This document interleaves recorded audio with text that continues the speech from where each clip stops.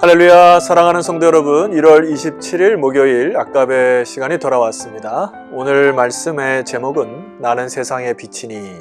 예수님께서 에고 에이미라고 하는 그 헬라어의 두 번째, 첫 번째는 나는 생명의 떡이니 이렇게 말씀을 하셨고요.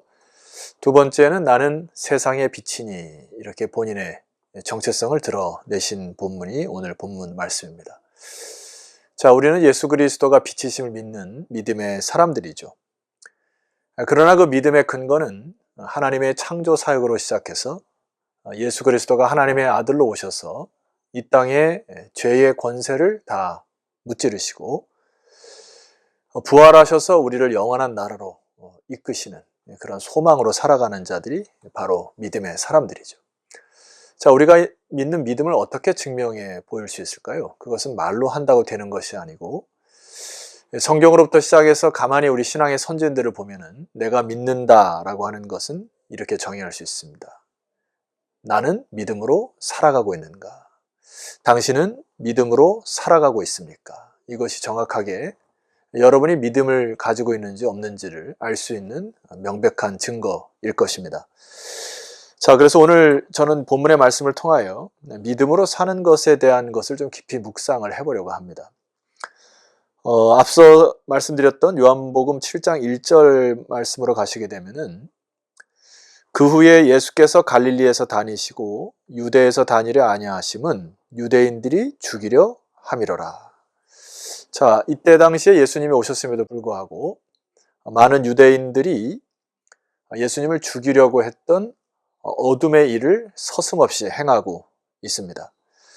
그러니까 우리가 이 삶을 살아갈 때 믿음으로 살아간다는 것이 무엇인가 하니 빛과 어둠이 있을 때 빛을 선택하고 빛을 따라가는 것, 이것이 바로 믿음으로 살아가는 의미인 것입니다. 자, 조금 더 부연 설명을 드리면은 2절 말씀에 어제 말씀에 이어서 유대인의 명절인 초막절이 가까운지라. 자, 이 초막절에 대해서 말씀을 드렸죠. 이것은 바로 이스라엘 백성들이 40년 광야 생활 기간 동안에 텐트를 치며 살았던 삶을 기념하고 그곳에서 하나님이 먹이시고 입히시고 구름기둥 불기둥으로 인도하셨던 이 모든 역사를 경험하였던 것을 기념하기 위하여 바로 그 장막 생활을 한다고 말씀을 드렸죠. 여기에는 명절 마지막 날 두 가지 행사를 합니다. 어제 말씀드렸던 것처럼 이스라엘 백성들이 손에 손을 이어서 물을 길러 실로암 물에서 물을 길러 예루살렘 성전으로 나르는 일하고 대제사장이 금그릇을 가지고 성전 제단에 와서 붓는 작업, 이것이 이제 첫 번째 작업이고요. 두 번째 작업은 무엇인가 하니 시내산에서 하나님께서 이들에게 율법을 허락하셨죠. 이제 그것을 기념하기 위해서 여인들이 뜰에서 횃불을 밝히는 행사를 치른 것입니다. 율법을 주신 것은 굉장히 놀라운 일입니다. 지금으로부터 거의 4,000년, 5,000년 전에 하나님이 그들의 백성들을 세워가실 때 법치로 법을 세우셨다고 하는 것은 굉장히 놀라운 역사적인 증거가 있고 이것은 그때 당시의 민족 사회에서 거의 획기적인 그런 내용이었죠. 그러니까 하나님이 법을 주셨다 했을 때 이것은 바로 그들에게 빛이었고 그들에게 생명이었다는 것을 알 수가 있습니다. 자, 이 초막절 끝날 때 여인들이 뜰에서 횃불을 밝히고 있을 때 예수님이 그 상황을 바라보면서 명절 끝에 주님이 뭐라고 말씀하셨죠? 나는 세상의 빛이니라 하고 실물 예화를 드시면서 본인의 정체성을 드러내신 것입니다. 자, 그런데 이때 이 사건을 보면서 예수님 앞에 이 서기관과 바리새인들이 덫을 놓는 장면이 나와요. 계속해서 어둠의 일을 행하고 있거든요. 자, 사도 요한은 의도적으로 이 말씀을 예수님이 빛이라 하신 전반에 그 예화를 드시기 전에 거기다가 삽입을 하고 있어요. 3절 말씀 보시게 되면은 서기관들과 바리새인들이 음행 중에 잡힌 여자를 끌고 와서 가운데 세우고 4절 예수께 말하되 선생이여 여자가 가늠하다가 현장에서 잡혔나이다. 자, 이 가늠한 년 현장에 잡아서 이 여인을 이제 죽일까요 말까요 하고 이제 예수님을 시험하는 장면인데 이 자체가 좀 모순적인 게 있습니다. 왜냐하면은 이들은 이제 율법을 정확히 이해를 못한 부분이 있음과 동시에 이것을 잘 자기 방식대로 곡해하였던 것을 알 수가 있어요. 왜냐하면은 여러분 혹시 이제 이 아까베를 끝나시고 성경을 한번 찾아보시면 좋겠는데, 레위기 20장 10절과 신명기 22장에서 34장까지의 이제 내용 두 가지를 비교해 보면은, 결혼을 한 여자가 간음하는 경우, 간음한 여인은 돌로 쳐 죽이게 됐습니다. 그런데 이것은 여인에게만 죄가 있는 게 아니고 똑같이 현장에 잡혀 있을 경우에 남자도 죽여라 이렇게 되어 있습니다. 그런데 여기에 이들의 모순이 뭐죠? 한 여인만을 데리고 온 것이죠. 그러니까 굉장히 의도적인 목적이 있고, 그들의 목적을 달성하기 위하여 율법을 사용하여 예수님을 덫에 빠뜨리려고 하는 어둠의 일을 행하고 있습니다. 자, 모세법에 의하면은 이 여인을 현장에서 사형 선고를 내리기는 참 어려웠습니다. 왜냐하면 몇 가지 조건이 있어야 되기 때문에 그래요. 왜냐하면 현장에 보았던, 직접 관찰했던 증인자가 있어야 되고, 두 번째는 두세 사람의 목격자들이 있어야 했으므로 정황을 볼 때 이 여인이 사형에 해당하기는 굉장히 어려운 것입니다. 그런데 이들의 5절 말씀에 이렇게 얘기하죠. 모세는 율법에 이러한 여자를 돌로 치라 명하였거니와 선생님은 어떻게 말하겠습니까? 하고 예수님을 시험한 것이죠. 자, 6절 상반절에 정확히 기록되어 있습니다. 그들이 이렇게 말하면 고발할 조치를 얻고자 하여 예수를 시험함이러라. 여러분, 참 우리가 이 악한 일, 어둠의 일 가운데 어떤 목적을 이루기 위하여 수단과 방법을 가리지 않는 것은 굉장히 조심하셔야 됩니다. 우리의 삶을 살아갈 때에도 이것이 하나님의 뜻인지, 말씀에 근거한 것인지, 아니면 빛으로 거한 것인지를 잘 판단하셔야 되는데요. 내가 어떤 일을 저지르거나 말을 하고 행한 것들이 나의 목적과 뜻을 이루기 위하여 이것을 가진 수단과 방법을 가리지 않고 막 달려가는 거 굉장히 위험한 일이라 말씀을 드리고 싶습니다. 여러분, 잠깐 우리가 이 하나님께서 모세의 시대에 율법을 주신 이유에 대하여 여러분 좀 깊이 묵상해 볼 필요가 있습니다. 이때 고대 근동에서는 여자를 수로 치지 않았던 시대죠. 그리고 남자에 의하여, 힘에 의하여, 권력에 의하여 무차별하게 여인들을 학대했던 시대가 바로 이 고대 근동의 시대입니다. 성이라는 것을 아무렇지 않게 취급했던 그 시대에 하나님은 이 시대에 강한 법을 주신 것이죠. 왜 그러죠? 여성들의 인권, 그리고 사람의 인권에 대하여 그것들을 방어하고 올바르게 사회 질서 체계를 세워가기 위한, 이것은 어쩌면 하나님의 은혜의 법인 것이죠.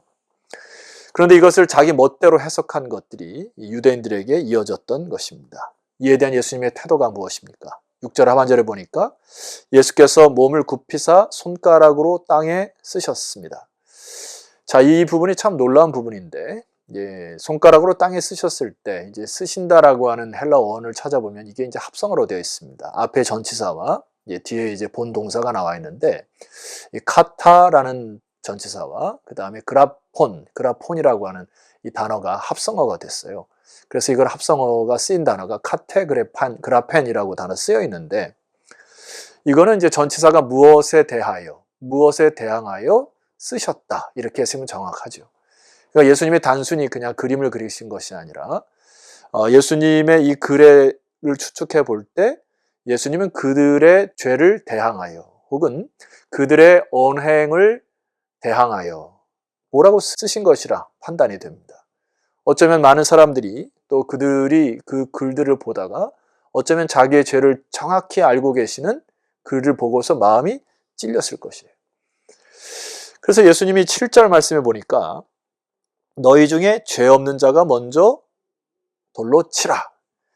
여기에 이 어원적 의미는 이런 것입니다. 너희 안에 죄에 대한 욕망이 없는 자가 먼저 돌로 치라. 여러분, 사실 예수님의 이 신약의 완성된 율법의 의미는 무엇입니까? 예수님께서 우리들의 죄를 지적하실 때 너희들의 품은 동기, 품은 마음까지도 죄라고 말씀하시죠. 그러니까 율법 자체로는 우리가 자유할 수가 없습니다. 율법은 우리의 양심을 찌르고 우리를 그리스도께로 인도하는 교사의 수준밖에 안 되는 것이고요. 그러나 우리의 죄된 모습은 누구도 피해갈 수 없는 엄청난 죄인임을 여러분 아셔야 될 것입니다. 그래서 주님이 뭐라고 얘기하시죠? 너희 안에 죄에 대한 욕망이 없고 죄를 짓지 아니한 자가 먼저 돌로 치라 하셨습니다. 자, 9절로 가시게 되면은 그들이 이 말씀을 듣고 양심의 가책을 느껴 어른으로 시작하여 젊은이까지 하나씩 하나씩 나가고 오직 예수와 그 가운데 섰는 여자만 남았더라. 자, 이제 10절 이하를 주목하셔야 됩니다. 예수께서 일어나서 여자 외에 아무도 없는 것을 보시고 이르시되 여자여 너를 고발하던 그들이 어디 있느냐 너를 정죄한 자가 없느니라. 예수님은 유대인들이 돌로 치려고 했던 자들과 달리 혹은 수많은 구경꾼들이 비아냥거렸던 그 구경꾼과는 달리 예수님은 그 여인을 한 인격으로 부르시기 시작했습니다. 그리고 그 여인을 그의 품으로 안으시기 시작했습니다. 자, 성도 우리 시대에 참 예수 그리스도의 이 긍휼의 마음, 이 사랑의 마음이 필요한 거 아닙니까? 한 사람을 인격적으로 대하는 거. 주일날도 말씀드렸지만은 사람을 미워하지는 않고 그 안에 있는 죄를 미워하는 거. 여러분 우리가 이것을 위해서 기도하셔야 되죠. 그래서 11절 말씀 보면 주님께서 이렇게 그 여인에게 말씀을 하십니다. 나도 너를 정죄하지 아니하노니 가서 다시는 죄를 범하지 말라. 예수님이 그 여인의 죄를 용서하셨습니다. 그리고 다시는 죄를 범하지 말라고 하는 말씀을 주셨어요. 이거는 이제 내가 죄를 사하는 권세가 나에게 있으니 네가 마음의 용서함을 받아 양심의 깨끗함을 받았다면은 이제는 너의 인생을 너의 뜻대로 살아가지 말고 이제 아버지 하나님의 영광을 위해서 살아가라고 하는 새로운 인생의 기회와 소망을 허락하시죠. 자, 성도는 믿음으로 산다는 것이 무엇일까요? 우리는 너무 다른 사람을 쉽게 판단하고 정죄하고 내가 가진 생각과 판단에 벗어나면은 굉장히 그것을 쉽게 받아들이기가 어려운 참 유약한 인간임을 고백할 수밖에 없습니다. 오늘 주님께서 이 누구도 관심 두지 않았던 이 한 여인을 품으셨듯이 그리고 그 안에 있는 죄를 용서하셨듯이 성도 여러분 우리 서로 간에 그러한 아픔과 상처가 있을지라도 주님에게 이 마음을 달라고 하셔서 함께 기도하고 갈등을 풀어가면 어떨까요? 믿음으로 산다는 것이 바로 이러한 일이 아닐까 그런 생각이 됩니다. 예수님이 오늘 이 말씀을 통하여서 마지막에 이렇게 선포하셨죠. 12절입니다. 예수께서 또 말씀하여 이르시되 나는 세상의 빛이니 나를 따르는 자는 어둠에 다니지 아니하고 생명의 빛을 얻으리라. 아멘이시죠? 주님께서 본인을 생명의 빛이라 말씀하셨어요. 자, 그런데 이 생명의 빛이라 라고 하는 말씀을 들은 자들에게 필요한 것이 있죠. 그것은 주님을 따르는 자, 그 자들이 어둠에 다니지 아니할 것이고 생명의 빛을 얻을 것이라는 겁니다. 여러분 오늘 하루에 어둠의 일들이 있을 거예요. 그것이 관계적으로도 있을 것이고 아니면 여러분들이 어떤 인생의 목적과 방향을 잡았는데 개인의 욕망일 가능성도 있습니다. 하나님 없이 싸웠던 그 어둠의 일들을 주 앞에서 빨리 내려놓으셔야 되고요. 근데 관계적인 부분은 하나님께 기도하여 빛으로 따르는 예수 그리스도를 따르는 일에 여러분이 힘쓰시는 여러분 되었으면 좋겠습니다. 저는 오늘 본문의 말씀을 이제 마치면서 예수님께서 이 지상생활을 하시면서 생명의 빛과 또 힘의 근원을 계속해서 이렇게 행하시는 그 근원이 무엇이었을까 묵상해 보는데 오늘 본문 말씀에서 우리가 잠깐 언급된 부분이 있습니다. 자, 여러분은 본문에 8장 1절로 올라가시게 되면은 뭐라고 기록되어 있죠? 예수님은 그 바쁘신 와중 속에서도 감람산으로 가셨다 이렇게 표현되어 있어요.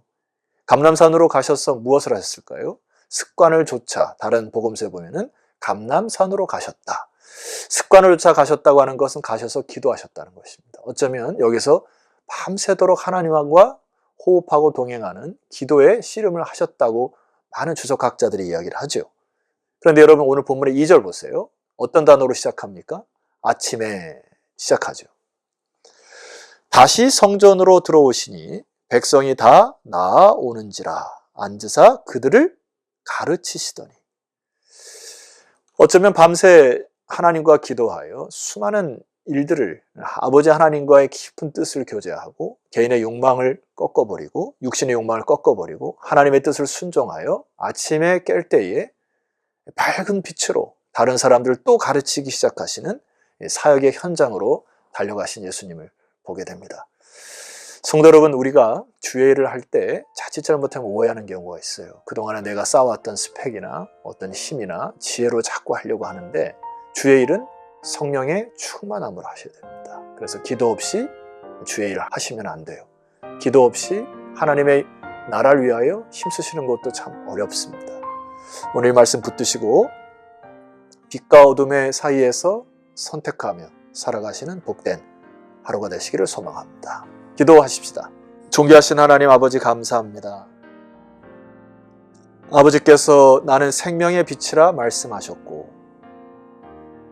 이제 그 생명의 빛을 따르는 자들이 되어 날마다 빛과 어둠 속에서 생명의 빛을 얻어가는, 그리고 주님과 깊은 동행 속에 하나님의 사역을 감당하는 주의 백성들 다 되게 하옵소서.